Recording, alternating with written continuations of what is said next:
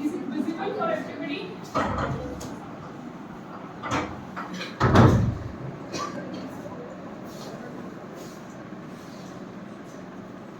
I had taken anatomical landmarks of maxilla. I hope you have read it. Okay? So I am continuing with the anatomical landmarks of the mandible. So you have seen the how are they classified broadly? Limiting structures, supporting structures, and relieving structures. So you all know, yes, what are the limiting structures? So what are the limiting structures in the maxilla? Yes, so the same anatomical landmarks of the limiting structures of the mandible, okay, they have to be recorded. So what is the function of the limiting structure? What is the use of the limiting structures? It will tell about the extent of the tension. Okay, it is the extension of the impression. Impression, when you make impression, your impression should be limited up to the limiting structures. You are not going to go away from the limiting structures. It should not be either overextended or underextended. Both will affect the quality of the impression. Okay, that is why these are divided broadly into the limiting structures. So the limiting structures are in the mandible. They are, what is this? Labial frenum. Same. In the maxilla also there is a labial frenum. In the mandible also there is labial frenum. Labial frenum. Then comes the labial vestibule. Then there is a buccal frenum. Buccal frenum. Buccal frenum. Then it is buccal vestibule. Okay. This is all in the anterior region. Okay, and then posteriorly there is a retromolar pad. There is something called here, it is posterior to the third molar area in the mandible. Posterior to the third molar area, there is a retromolar pad. Okay, so this is in the posterior region. If you can see this, this is the impression. What you have done, this is an impression, that is the image of the mouth. So this is a labial frenum. Actually, labial frenum in the mandible, it will not be very prominent. This is not very prominent in this picture. Okay, labial frenum. Lingually, there is a lingual frenum. Okay, so what is labial frenum? As I have told you in the maxilla, labial frenum is nothing but it is a mucous membrane reflection to or towards the slope of the residual ridge. Yes, so the buccal frenum, sorry, the labial frenum, what is the clinical application? Frenum is attached to the orbicularis oris muscle and is found influenced by incisivis and the orbicularis oris muscle. You all know what are the facial musculatures. The anatomy, you have studied the anatomy, right? So you know where is orbicularis oris. Orbicularis oris, it is the main muscle of the lip. The cheek it is okay. So hence a notch should be provided to maintain the seal or without any causing soreness to the patient. In the maxilla, the labial frenum is passive muscle. It is inactive. Why? Because there is no muscle attachment there. Understanding? I have told you all. In the maxilla, it is a not active. It is a passive muscle. Whereas in the mandible, it is not. In the mandible, there is attachment of the orbicularis oris muscle. So it is an active muscle. It has to be relieved when impression is made. If it is not relieved when impression is made, first thing is we are harming the labial frenum, that is, it causes soreness. Patient will not be comfortable. Okay, and also it will affect the retention of the denture when the patient is talking or when the patient is in function. Okay, it lifts the frenum, it will lift the denture. So it will not be, denture will not be stable. Okay, so whenever impression is made of the mandible, the frenum has to be recorded properly. So that frenum, how you record the frenum is by the movement of the lip. You have to move the lip outwards, downwards, outwards and upwards. That is the motion of the lip. When you move the lip, by the movement of the lip, the labial frenum will be recorded. Okay, so that is a labial frenum. Is it visible for everybody? Then comes the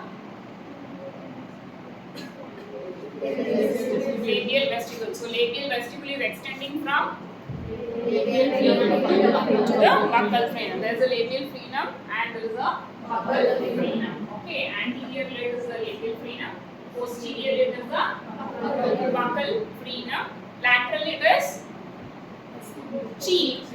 Laterally there is a cheek and medially there is a, what is this? Residual ridge. This is the residual ridge. Whatever is remaining after the tooth loss, the ridge, the bony extension, whatever is remaining, that we call it as residual ridge.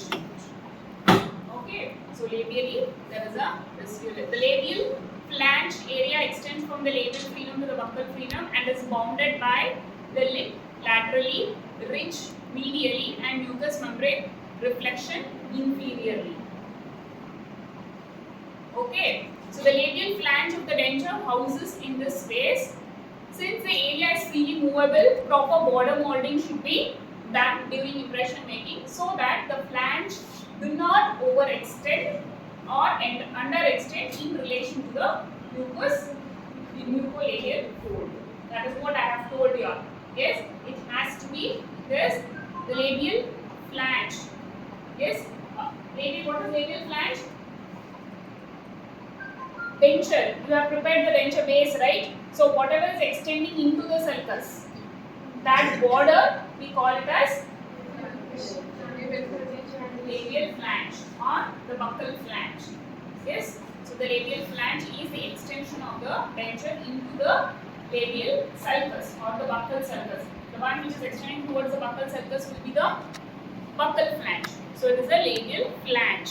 Labial flange is a part of the denture or the denture base. You have prepared the denture base, right? So it is a part of the denture base. Okay. So this flange is limited in extension because the fibers of the orbicularis oris and the incisive labii inferioris muscle run fairly close to the crest of the ridge.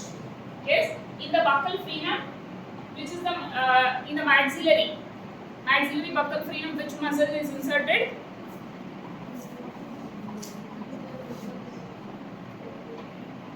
Maxillary buccal frenum. I had told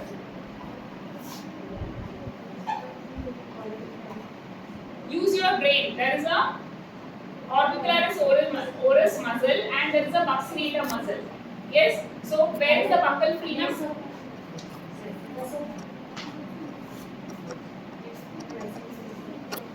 In the maxilla superior incisivus.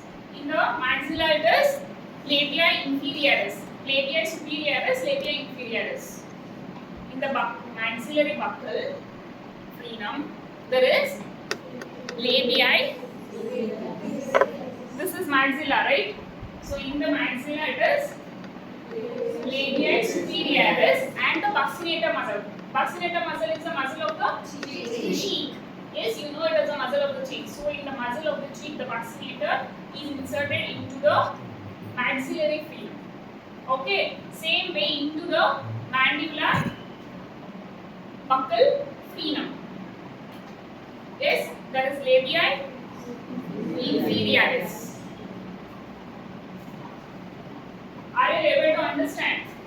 Okay, so all these, the labial frenum, the labial sulcus, buccal frenum. Okay, all these have to be recorded properly because these are active muscles. When in function, they move. There is a movement of these muscles. So if they are not recorded, then there is failure of the denture. That is, the retention of the denture will be lost. Then coming to the buccal frenum. Buccal frenum is a fold or the folds of the mucous membrane extending from the buccal mucous membrane reflection to or towards the slope or the crest of the residual ridge in region just distal to the cuspid eminence. Yes, cuspid eminence is, it is the most prominent part of the ridge. Yes, where there is canine. Okay, what is the feature of canine? It has a very long root. Yes, it has a long root, right? The maxillary and the mandibular canine. Okay, when the mandible and the maxillary canine are lost, the canine is more prominent on the ridge or in the mandibular ridge also. When it is being palpated, the region of the canine. Okay, that is called as cuspid eminence. It is more prominent, the residual ridge. In the residual ridge, in the canine region, it is very prominent. So it is called as cuspid eminence. Okay, that cuspid eminence will guide you in placing the canines. In complete denture, when we arrange the teeth, cuspid eminence will guide in placement of the canine. That means the canine is, the distal part of the canine will extend up to that area. Okay, so that is a cuspid eminence. What is cuspid eminence?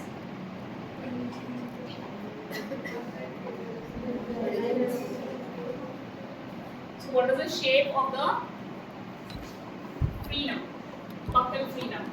Yes, labial frenum is always single, whether it is maxilla or it is the mandible. Whereas the buccal frenum is single or it is double. Okay, double is, it will be in the form of V shape. So I have told you it is in the form of fan shape. So whenever it is recorded, it has to be recorded well. Okay, that is, if it is a fan shape or a V shape, always when you are moving the lip for recording, it has to be, the lip or the cheek has to be moved in the anterior posterior region and it should be outwards also. Okay, it is outwardly in the anterior and the posterior. Only when we move the lip or the cheek properly, the frenum will be recorded. Okay, now if you can see, if you move your tongue, you cannot feel the lip. Only when it is retracted, you can feel. Okay, only when the lip or the cheek is retracted, you can palpate that area.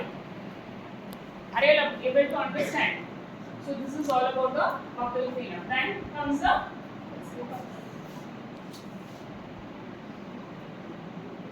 buccal vestibule. So buccal vestibule extends posteriorly from the buccal frenum towards the retromolar pad. Okay.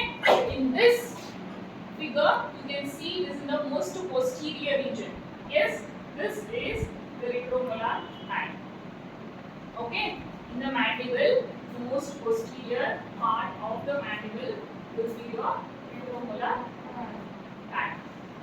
Understanding? So the tissues are highly movable in this region. Correct recording should be done during border molding to get the correct height of the sulcus. This is about buccal sulcus. There is something called as buccal shelf area also in this region. Okay.